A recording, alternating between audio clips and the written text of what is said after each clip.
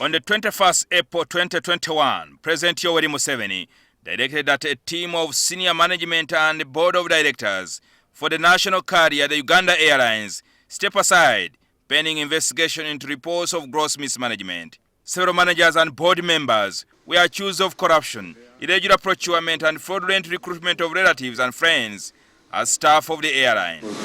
Following a litany of allegations of mismanagement and other malpractices leveled against the two bodies.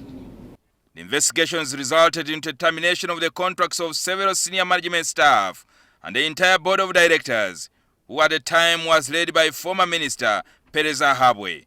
The airline's former chief executive officer Conwell Muleya's contract was among those that were terminated.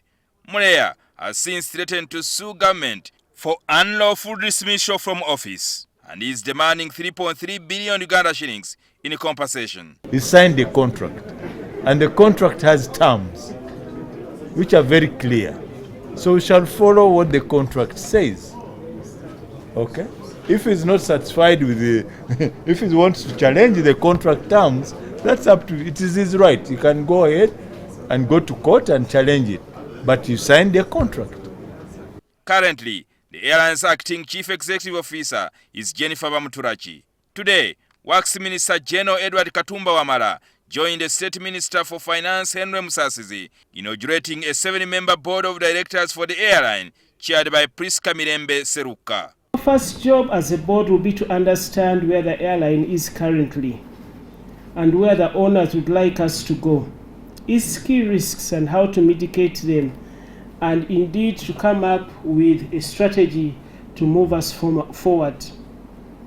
As a board, we would like to see the airlines run in a purely business model. The other board members include Samson Rwatwire, Herbert Kamuntu, Abidi Omoding, Abraham Kisoro, Patrick Ochairap, and Babula Namugambe. The government revealed that they have invested 2 trillion Uganda shillings in the Uganda Airlines since the national carrier was revived. A very strategic investment.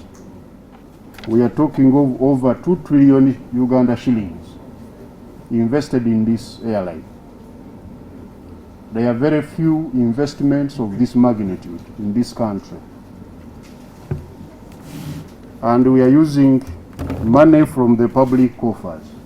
The new board was cautioned to guard against the past mistakes, which led to the suspension and termination of their contracts. Element is on corruption,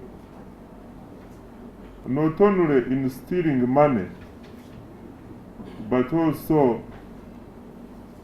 we've had situations where our boards have compromised in terms of who recruits who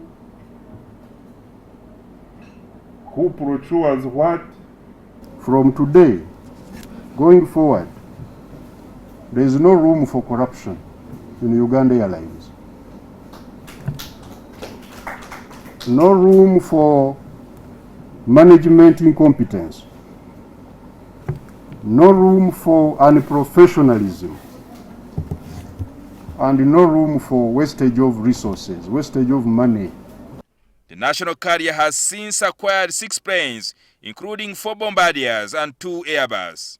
So far, government claims Uganda Airlines has caused a lot of competition, leading to reduction in the cost of air tickets in the region. The Nairobi route, as we speak, the cost has reduced to about $300 from $800. It's not because of anything, because of this airline. In order to reduce the cost of maintenance and servicing the aircrafts, the government is also planning to establish its own center to maintain and repair aircrafts. No, we are going to establish our own air maintenance operation, which is called AMO. We are in the process. CAA is going to give us an area where we are going to put our facility, and then they will certify us, because it's a process. You don't just wake up and say, now I'm going to maintain this aircraft. It calls for training. You must recruit the requisite people, be able to train them, be able to certify them. For example, if you are going to be able to service the Airbus. Those people must be certified by the Airbus company. Jingo Francis, NTV, Weekend Edition.